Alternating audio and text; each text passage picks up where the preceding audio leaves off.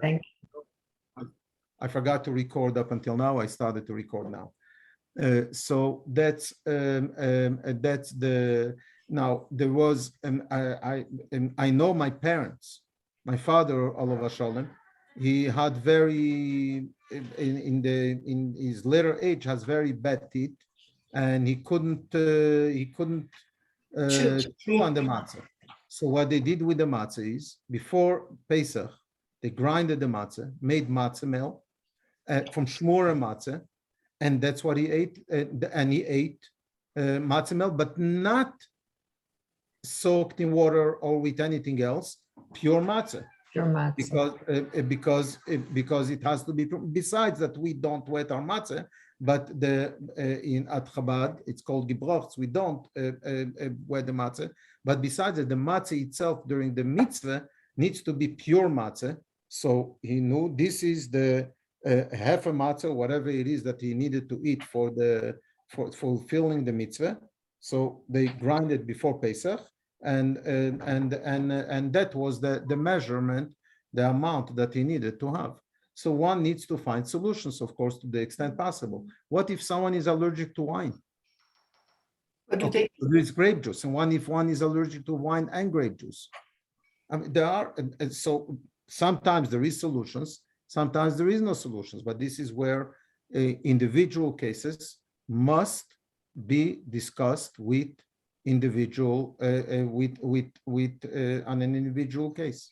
Rabbi, is there a replacement? And then I'll stop. So, and if a person is allergic to both wine or has a reaction, I'll say, to wine and to grape juice, is there legitimately so? They can't. What is the replacement? Is there a replacement? Some people, most of the people are allergic to wine, usually are allergic to red wine, and white wine will work for them. Which for the night of the Seder, it's much preferable to have red wine. But if one cannot, then one should go to white.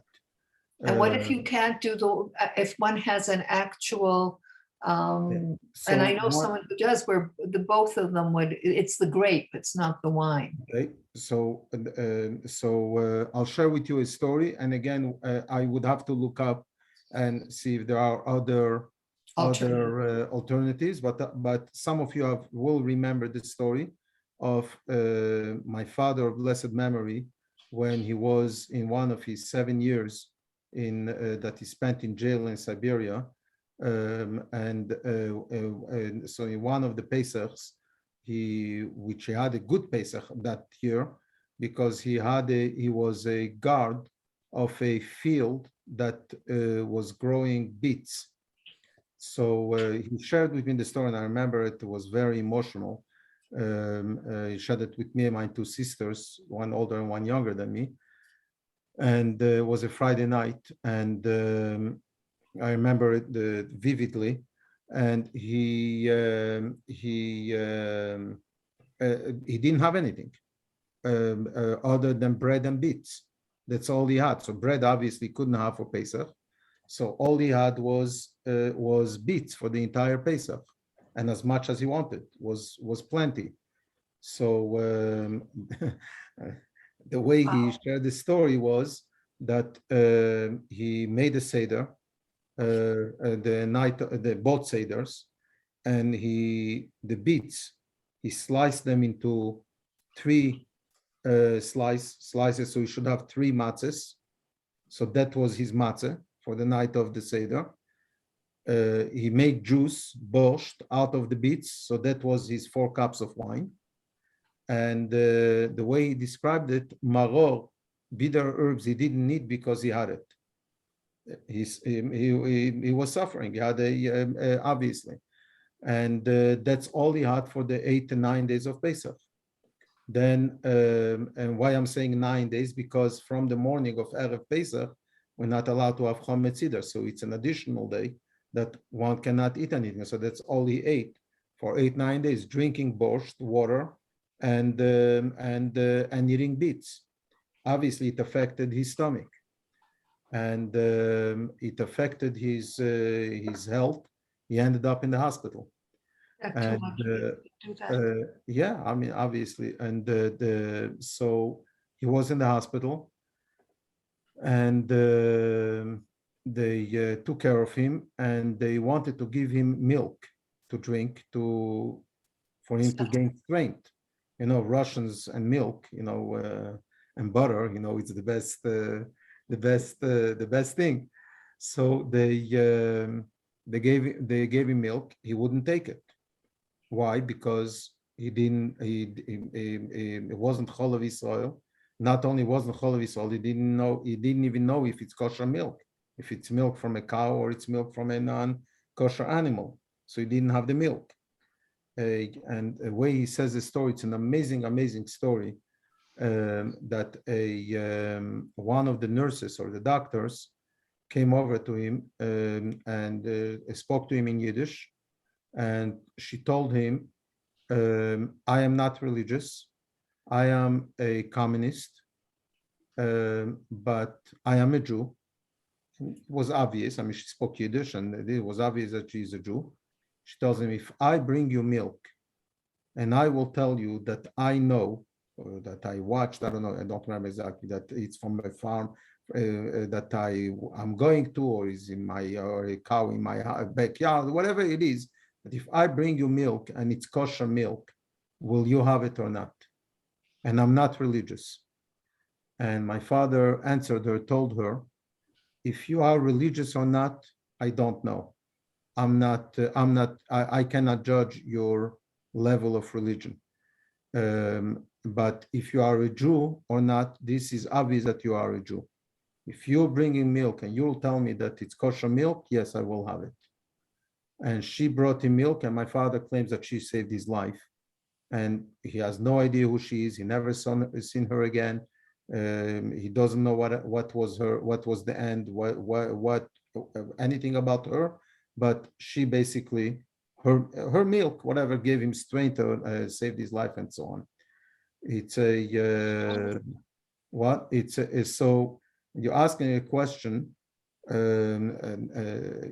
If a person can't, a person can't.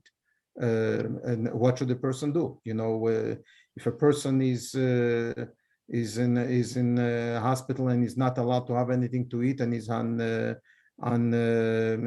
is being fed through tubes, God forbid. So what should the person do?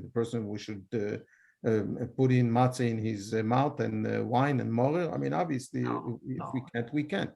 But one should look for solutions if possible, and whenever possible. Thank you. Any Thank you other for sharing question? that story. Yeah, no. I have a question. Sorry, Yes. no, actually, I'm wondering, I understood that the rice in Europe had wheat, while in the Arab countries, it didn't. Is that one of the reasons? None whatsoever. It's what we call in Yiddish Bobemaises. It's nonsense. It's what people want to make. I think it was Elise that asked the question. So thank you for your questions. No, I've heard it before. It's nonsense. Rice and everything that we buy has to be checked. And I remember at home, the kosher salt that they sell today, Manischewitz or whatever the brand is, the kosher salt, which is heavy salt that is not grinded. Where is that coming from? What is this kosher salt? Why is this more kosher than anything else? Well, at home in Morocco for Pesach, that's the only salt we bought for Pesach. We went to a place that manufactures salt, and before they grind it, we bought from them heavy pieces of salt and so on. Why? Because everything that exists today could have chometz in it. In my kosher supervising, one of the plants that is here under Hechsher is in Tabor, where they make sugar out of beets. Beets that is turning into sugar. You know what goes in the process of cleaning the beets before anything? and potatoes and potato plants and so on, from everything that surrounds it that makes it chametz, that is really surrounded by chametz. Everything is mixed in with dirt, not only dirt, real chametz.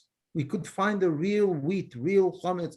It's coming from farms, and everything is mixed up and so on and so forth, going on trucks, on and on. So to tell me that rice in Europe had chametz in it and rice in Africa didn't have chametz, it's nonsense. It doesn't make any sense. It's what people want to make today, change history and change facts in order to make fun of halacha and of minhag aviseinu and of real facts of what the issue is. So okay, yeah, if this one is allowed rice, I'm allowed rice too. Rice has to be checked. Everything that we buy has to be checked, and that's why salt today that we're buying doesn't need to be the big salt. Why? Because this ordinary salt that we're buying has the OU or the CORP. It's kosher lePesach year round. Why? Because the supervision watches and sees and knows that and sees that there is no chametz there because of all the cleaning that is going there. So no, the short answer after the long answer is no. It has nothing to do with the chametz being mixed in the rice. It has to do with the only issue, because it's rising, is that included in what the Torah doesn't allow to rise on Pesach, or it's not included. That's what is, an interesting point. Yeast. Is yeast chametz? I thought so. Because it rises. That's what everyone thinks. But it's not. The yeast itself is not. The yeast itself is not chametz. Now, don't get me wrong. Don't get yeast on Pesach. No, it's the yeast It itself. might blow up our stomachs, chas v'shalom. But the yeast itself is not chametz. The yeast itself is not chametz. It's causing chametz. It's a very interesting point, and we could learn many lessons from it. The yeast itself is not chametz. It's a side lesson. Many people don't think about it this way, but no, yeast is not chametz. Any other questions? Rabbi Emily wrote the questions in the comments.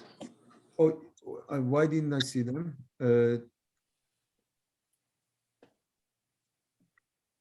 All I see is Tuesday, and if I am out of town for Chag, what is the question? In the chat? She asked if she could, she's leaving on Tuesday. Oh, and okay. I'm sorry, I looked on the, looks. Yeah. Do you see the whole question? Now I see. Okay, hold on.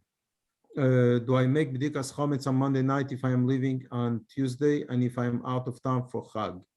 Very good question. I think if it is as a symphony, every music instrument has their unique part to play. Okay, very good question. The answer is the following. The best way to do it, and you're coming back on Pesach, I think. Aren't you coming back on Pesach itself? Rabbi, I think Emily left, didn't she? What was Emily was the question? Yeah, that was Emily who was asking. I think she I just thought it was left. you. Okay, so No, I'm actually leaving Friday morning, so I'll do it Thursday night. and you're coming back on immediately. Yes, so yeah. Okay, so I'll reach out to her. I'm sorry, she did leave. I didn't see the, I don't know why, but I didn't see. I didn't see. I missed it. So I'll reach out to her. The answer to her question is that because she is not coming back in the middle of Pesach. So yes, again, here is I'm sure she won't mind that I'm sharing it.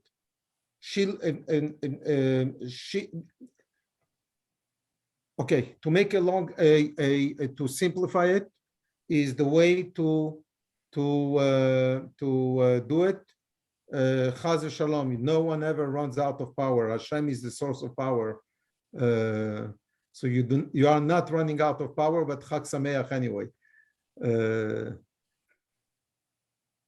That's to you, Holly. You wrote you're running out of power. So I'm telling you, no one is running out of power. Hashem gives us more supply. He's recharging our batteries all the time. But Chag Sameach. It's my eye.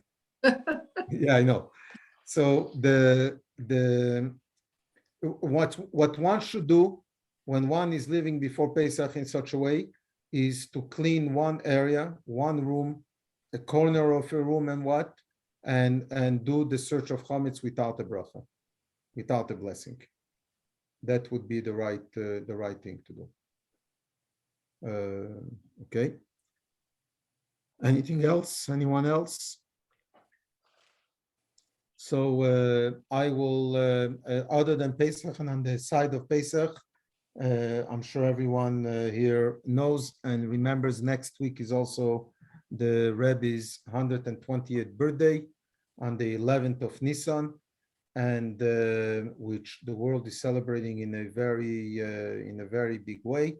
Was actually in the Parliament of Canada yesterday. Today, different MPs have brought it up on the Parliament, the contribution of the Rebbe to the world, the Jewish world and the world at large, and obviously on such a day, it is a very opportune day to connect with the Rebbe, who is continuing to bestow blessings and inspiration to the world at large, and a day that is encouraging us in our faith that the world is not coming to an end despite everything, and the positive outlook of the story I shared about my father, about this lady, that if she's a Jew or if she's religious or not religious is one thing, but that a Jew she is, and he's trusting her. That's the Rebbe's view. That's what the Rebbe has accomplished in the world, and obviously many other things. May the Rebbe continue to inspire us, and you should be getting, everyone here we reprinted in a special format. It went out in the mailing today, a guide and a very more than guide, insights into Pesach, and also a separate 8-page publication about the Rebbe's life from an Alberta perspective. And what it is we reprinted in a new format what was printed in the Jewish Free Press 20 years after the Rebbe's passing, which is 10 years ago. The Jewish Free Press had a 4-page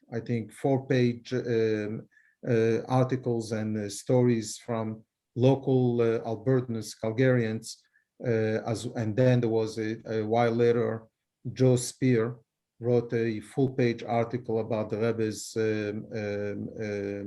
influence on the world. So we printed something, published something locally for people to connect, and I would encourage everyone in the days leading to Tuesday, to the 11th of Nisan, to either directly online, or you could do it through me if you want, through any of our rabbis or rebbitzins.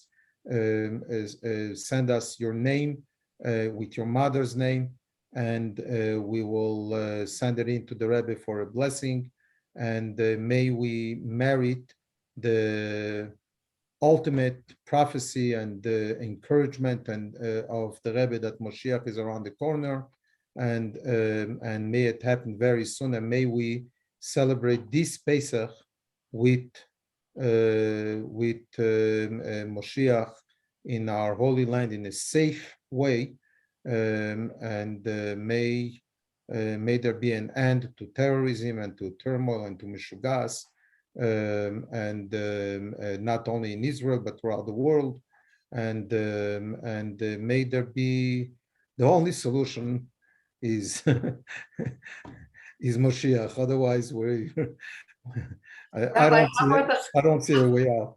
Rabbi, how Um, many Chabad houses in the Ukraine? How are things there? I don't know how many Chabad houses were there, but there were about 200 Chabad Shalichim. rabbis, family shluchim. Some of them are not there. Some of them went back. Rabbi Zalmi is my son-in-law's cousin. Went back this week with his family to be their Pesach. Exactly where and what I don't know. Many of the rabbis are with the refugees in other places where they are in Israel, Poland, Germany, wherever it is where they escaped. So they are there with them, serving them and helping them and so on. And I must thank everyone in the community who have participated in the fundraising that we've done, which I didn't announce it, but we reached $50,000 that was raised in our community, and every cent of it was sent and is being sent. We didn't send everything at once because it's coming. Not everything came, and but we're sending every cent of it to different shluchim and different communities. And yesterday, I actually got a message from someone here in Calgary, who I can't remember now. I have the message on my desk. Either a cousin or a relative of them is from Ukraine, is coming to Calgary. They're asking if there is help, and obviously our answer is yes, because some of it will be going to help them get settled here. If I understand correctly, that family is not Jewish. The father was Jewish, but it's a lady who's coming with 2 children, I think, who are not Jewish, but it doesn't matter. We'll help them, obviously, and we'll assist to the extent that we can. And you know, I mean, they're determined. I've met, when I was in New York last week, I met one of the shluchim there, Rabbi Reitzes, from Kharkov, and who is in New York now. And I had a little chat with him. They're determined, like with the biggest determination, that they're going back to rebuild. And once this is over, they're not. I did not hear of anyone yet who is looking for other jobs and that is that's given up on it and so on. Obviously, they have to survive, and obviously they're doing whatever they need to do. I hope, and I'm sure. But they're very, very, for everyone I speak to, they're very involved with. I mean, it's never mind the people that are there. The people who have escaped, they don't have anything, and they need moral support, financial support, physical, food, everything. Education. It's a and in Israel, I mean, what's happening in Israel with all the Jews that came there from Ukraine, it's what was said by both MPs, one from Quebec and one from Ontario, who spoke at the parliament yesterday and today. They mentioned that, they spoke about it, and they said that the ones who are helping firsthand in an active way the refugees and people in the Ukraine and so on, Jewish people, is Chabad.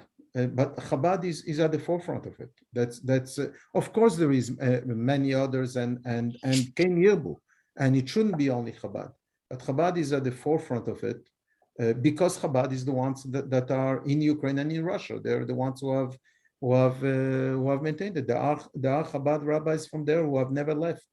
They left from one place to another, this and there, but this week there was a wedding in Dnipro, the first wedding since the breaking out of the war, and the Chabad rabbi there has announced that whoever has, they usually have about, I can't remember what I read, about a few weddings a week in the Jewish community there, and since this there was no weddings, and many have escaped, many are afraid or whatever, they want to wait for family and what, and there is tremendous loss of money there, as you could imagine, you know, in this whole place. I mean, by many ordinary people and so on, you know, loss of jobs, loss of everything. So the Chabad rabbi there announced that anyone who wants to get married, Chabad will sponsor their wedding, and they shouldn't delay it. I mean, this kind, we have no idea. It's beyond. At the beginning, I followed a little bit stories. And what, but it's not possible to follow all the stories of what is going on there, and everyone has and needs to do it and make it happen. Yes, Alice, you are 100% correct, and that's what the Rebbe has engaged each one of us. The Rebbe said when the Rebbe became Rebbe, the Rebbe said that he is not going to be the one doing the work for us. The Rebbe said, "I'll nudge you, you'll nudge me, and together we'll squeeze Mashiach out." Those were the words of the Rebbe.